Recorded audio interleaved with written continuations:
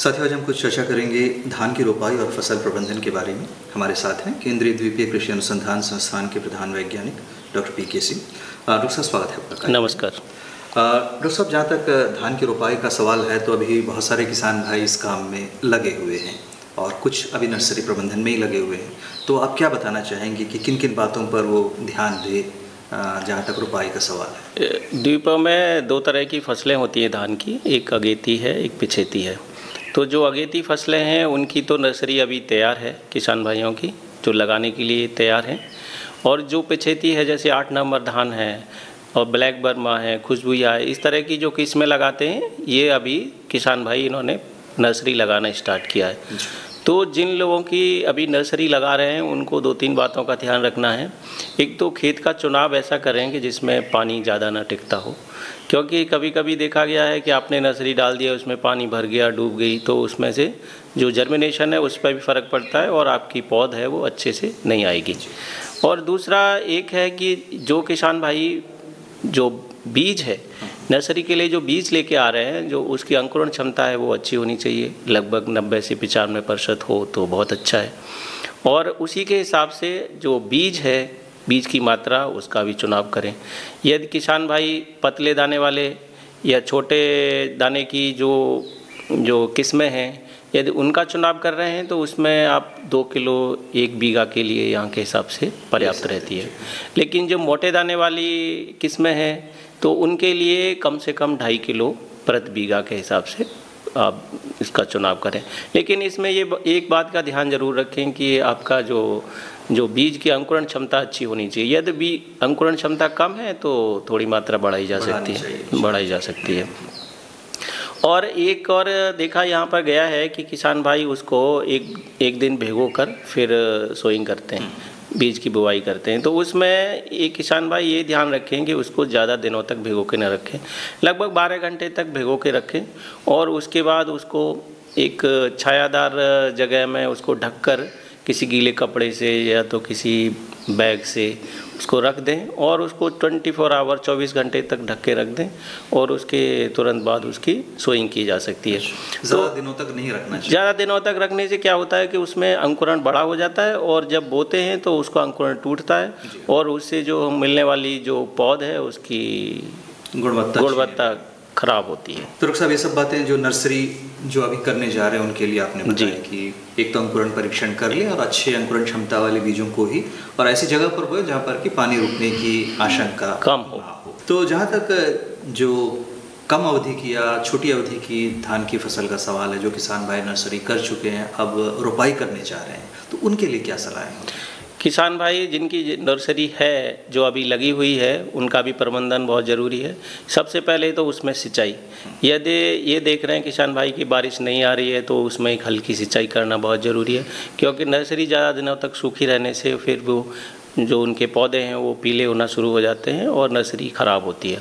और दूसरा, जो कीट पतंगे यदि उसमें कुछ आ रहे हैं तो उनके लिए भी प्रबंधन करना ज़रूरी है, चाहे तो वो कुछ ट्रैप लगाएं, चाहे उनमें कुछ नीम का तेल या उस तरीके से कुछ छिड़काव करें, क्योंकि आजकल यहाँ पर पेस्टिसाइड और इंसेक्टिसाइड तो आना बंद हो गई हैं। तो यदि किसान भाई चाहते हैं तो 3% का नीम का तेल का घोल आराम से छिड़काव कर सकते हैं, जिससे उसमें जो कुछ कीड़े या कुछ इस तरह से दिखाई दे रहे हैं तो उनका प्रबंधन आसानी से किया जा सकता है। और किसान भाई कम से कम 25 दिन की नर्सरी रोपाई के लिए तैयार हो जाती है, तो कम से कम 25 दिन की नर्सरी लगाएं। और इसमें जो अगेती किस्में हैं जो 120 से 25 दिन में पक्के तैयार हो जाती हैं, उनकी जो पौध है वो 25 दिन में तैयार हो जाती है। और जो लेट वैरायटी हैं, जैसे 8 नंबर धान है या और भी किस्में हैं जो 140-145 दिन में पक्के तैयार होती हैं, इससे भी ज़्यादा समय लेती हैं, तो उनकी नर्सरी को आप 30 दिन की भी आराम से लगा सकते हैं। मतलब 25-30 दिन की? 25 से 30 दिन। अच्छा। और जो अगेती किस्में हैं, जो मध्यम अवधि की किस्में हैं, उनको 20 से 25 दिन में लगाना। डॉक्टर साहब, ये जो नर्सरी में जो पौध आपने कहा कि उनकी देखभाल बहुत ज़रूरी है, कीट पतंगों से ही बचाना है और पानी देखना है, तो पानी किस तरह, पानी की पतली परत हमेशा होनी चाहिए? पानी की पतली परत भी होनी चाहिए और सूखना नहीं चाहिए मिट्टी। कभी कभी देखा जा रहा है कि क्रैक आ जाते हैं खेत में, सूख गया, 2-3-4 दिन तक पानी नहीं है नर्सरी में, तो उससे बहुत प्रतिकूल प्रभाव पड़ता है और आपकी नर्सरी में जो पौधे हैं वो कमज़ोर हो जाते हैं और उससे जो मिलने वाली फसल है वो भी इतनी अच्छी नहीं मिलती। अच्छा, जैसा मैं पूछ रहा था कि जो अब रोपाई करेंगे तो उसके लिए पहले तो थोड़ा बता दें कि मुख्य खेत की तैयारी अब किसान भाई उसके लिए कर ही चुके होंगे, कर रहे होंगे, तो उसमें कौन सी बातें ध्यान में रखें? जो किसान भाइयों ने हरी खाद लगाई है उनको तो सलाह दी जाती है कि वो उसकी कम से कम हरी खाद की जुताई 15 दिन पहले, लगाने से 15 दिन पहले कर दें, जिससे कि ढैंचा है या तो कोई मूंग है, उड़द है, उस तरह की कोई भी इन्होंने लगा के रखा है फसल, तो उससे क्या होता है कि जो उससे मिलने वाले पोषक तत्व हमारी जो धान की फसल को वो अच्छे से मिलेंगे और उसको फसल को भी गलने सड़ने का पूरा समय मिलता है। और जो किसान भाई जिस खेत में लगा रहे हैं उसकी मेड़बंदी अच्छे से करें, जिसमें कि पानी का प्रबंधन में समस्या बाद में ना आए, और उसकी जुताई 2-3 बार अच्छे से करें। और एक बोलते हैं पडलिंग।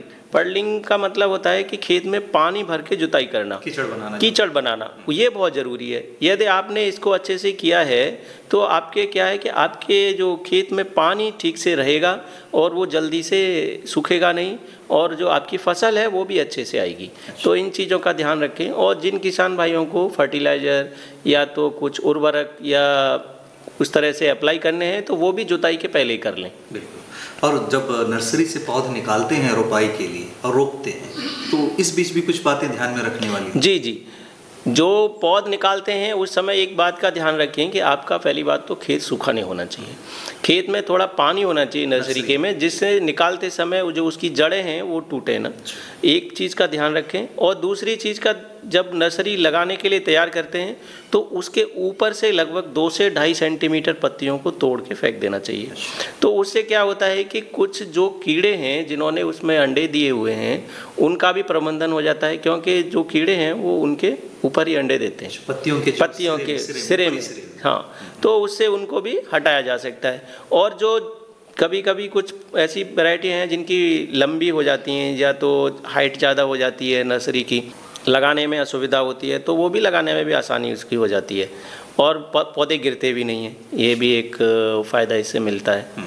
और यदि किसान भाई इसका उपचार करना चाहते हैं जी, पौधे निकालने के बाद यदि उपचारित करना चाहते हैं तो वो भी किया जा सकता है। इसके लिए जड़ों का उपचार, तो इसके लिए ट्राइकोडर्मा का घोल बना सकते हैं, स्यूडोमोनास या उस तरह से जो भी आपके पास अवेलेबल है, तो उसके लिए आप 3 से 4 ग्राम प्रति लीटर के हिसाब से घोल के 5 ग्राम तक भी लिया जा सकता है और आराम से घोल के उसमें उसको कम से कम 20 मिनट आपको रखना है, जिससे कि वो अवशोषित कर ले उसको, फिर आप रोपाई के लिए वो तैयार हो जाती है आपकी नर्सरी। तो मुख्य खेत में जब रोपाई करते हैं तो आप लोग दूरी वगैरह कितना रखने की सलाह देते हैं? जी, रोपाई के समय कुछ चीज़ों का ध्यान रखें, जैसे कि रोपाई हमेशा लाइनों में करनी चाहिए।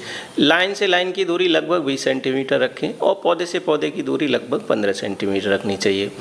और जब हम लोग धान की रोपाई शुरू करते हैं तो आपका खेत तो तैयार हमने अच्छे से किया हुआ है, लेकिन कभी कभी क्या है कि पौधों को बहुत पास पास लगा देते हैं या दूर दूर लगाते हैं, तो उससे 2 चीज़ों का जो नुकसान होता है। यदि आपने उनको खेतों में दूर दूर लगाया हुआ है तो आपके नंबर पौधे हैं जो खेत में वो कम हो जाएंगे, संख्या कम हो जाएगी, तो उससे पैदावार कम होगी। यदि पास पास लगाया है तो उससे न केवल आपकी पैदावार कम होगी, ज़्यादा कीड़े आएंगे, ज़्यादा बीमारियां आएंगी, तो उससे भी पैदावार कम होगी, पौधे पतले हो जाएंगे, उनमें जो निकलने वाले कुल्ले हैं या उनके टिलर्स हैं वो कम हो जाते हैं, तो उससे भी प्रतिकूल प्रभाव पड़ता है। तो वो इन चीज़ों का भी थोड़ा ध्यान रखना है हम लोगों को। लाइन से लाइन अगर दूरी और पौधे से पौधे की दूरी को अगर बनाए रखा जाए तो बहुत अच्छी बात है। तो उससे क्या होता है कि जब लाइन में हम पौधों को लगाते हैं तो उससे जो हवा है वो भी बिल्कुल पास होती है हमारे खेत से, और उससे क्या है कि जो लॉजिंग बोलते हैं, जिससे जो पौधे गिर जाते हैं हवा से, वो भी काफ़ी कम हो जाते हैं। अच्छा, तो मजबूती आ जाती है उससे। अच्छा, अच्छी बात है। तो डॉक्टर साहब, ये जो पौधे आप लाइन से लगाने की बात करी, तो रोपाई के तुरंत बाद उसमें भी खेत में भी पानी का एक स्तर जो है वो बनाए रखना। खेत में पानी तो रोपाई के समय भी लगभग 2 से 3 सेंटीमीटर पानी हमेशा रहना चाहिए, क्योंकि लगाने के 10 से 15 दिन तक पानी सूखना नहीं चाहिए।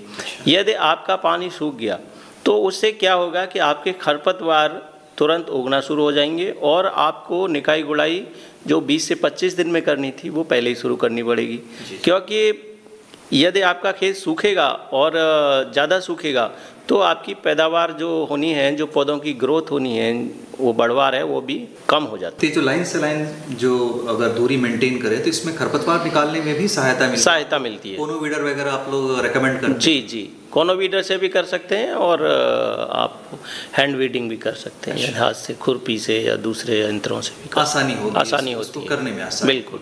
तो डॉक्टर साहब, इसमें जैसे आजकल हमारे यहाँ उर्वरकों का प्रयोग तो कम ही किया जाता है, तो वैसे आप जो इंटीग्रेटेड न्यूट्रिएंट मैनेजमेंट आप लोग बोलते हैं, तो उसमें क्या बातें किसान आप ध्यान रख सकते हैं? इसके लिए सबसे अच्छा है किसान भाई हरी खाद लगाएं, जिससे आपकी नाइट्रोजन की मात्रा आप आराम से उससे दे सकते हैं।